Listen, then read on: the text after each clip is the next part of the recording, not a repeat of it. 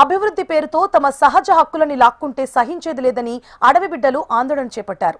ఇప్పటికే అరకులో బొర్రా గుహలు, చాపరాయి, చింతపల్లి, లంబసింగి వంటి అనేక గిరిజన పర్యాటక ప్రాంతాలు టూరిజం శాఖ ఆధీనంలోకి వెళ్లిపోయాయి. దానివల్ల వారు నియమించుకున్న వారికి ఉపాధి దొరుకుతోంది. అక్కడే ఉన్న గిరిజనులు లేబర్ గా మిగిలిపోతున్నారని ఆవేదన వ్యక్తం చేశారు. అభివృద్ధి అవసరమే, కానీ తమ గిరిజన ప్రాంతాలలో తమకు స్వేచ్ఛా వాతావరణం కావాలి అంటున్నారు. ఉపాధి అవకాశాలు ఉండేలా ప్రభుత్వం చర్యలు తీసుకోవాలని కోరుతున్నారు. ఉప ముఖ్యమంత్రి పవన్ కళ్యాణ్ తమ ప్రాంతాల్లో పర్యటించిన సందర్భాల్లో సమస్యలు తెలియజేశామన్నారు. తమకు న్యాయం చేయాలని డిమాండ్ చేశారు గిరిజనులు.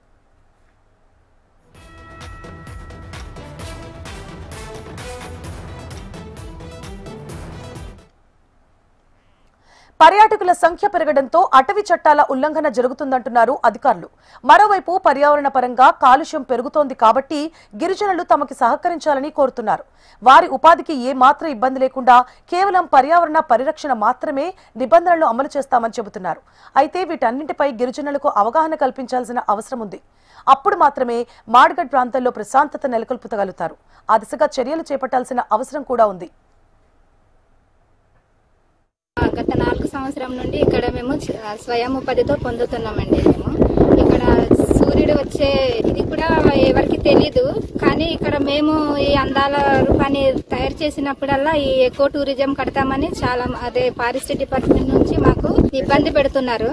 మాకు ఈ స్వయం ఉపాధి పొందాలని మాకుంది. అందరు ఇక్కడ వచ్చి చాలా మంది టీలు అమ్ముకుంటూ డింసా డాన్స్, ట్రైబల్ మేకప్ అంటూ చీర కట్టి ఏదో ఒక రకం చేసి ఇక్కడ బతుకుతున్నామండి. మాకు ఎకో టూరిజం కడతామని మమ్మల్ని బెదిరించి ఇక్కడ నుంచి తరిమి కొడుతున్నారు. ఇక్కడ ఎకో టూరిజం వద్దు, మాకు స్వయం ఉపాధి పొందాలని మా ఆశ అండి. ఇక్కడ ఎవరు వచ్చినా బెదిరించినా ఇక్కడ బెదిరేది లేదు. ఎవరు వచ్చినా తరిమి కొడతాము. మాకు స్వయం ఉపాధి పొందాలని మేము ఇక్కడ కోరుకుంటున్నామండి.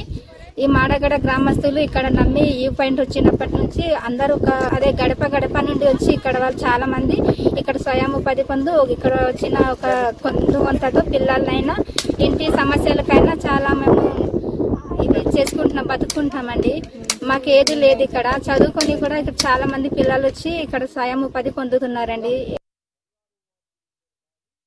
ఒక నాలుగు గ్రామస్తుల నుండి ఇక్కడ మనం స్వయం ఉపాధి అనేది పొందుతున్నాం సార్. అయితే రోజు మనం ఇక్కడ పొందుతున్నది చూసి మన డిపార్ట్మెంట్ వారిలు, మన ఫారెస్ట్ వారిలు వచ్చి ఎకో టూరిజం అనే ప్రతిపాదన తెచ్చుకోవడం జరిగింది. అయితే దానివలన ఆ ప్రతిపాదన మాకు డెవలప్ అనేది చేయండి సార్, మేము కాదనట్లేదు. కానీ స్వయం ఉపాధి అనేది మనకి ఇక్కడ వచ్చి చేస్తున్నటువంటి ప్రతి ఒక్కరికి స్వయం ఉపాధి కావాలి సార్. దానితోడు మేము ఇక్కడ శాశ్వతంగా చేసుకోవాలని మనం అందరూ అనుకుంటున్నాం సార్.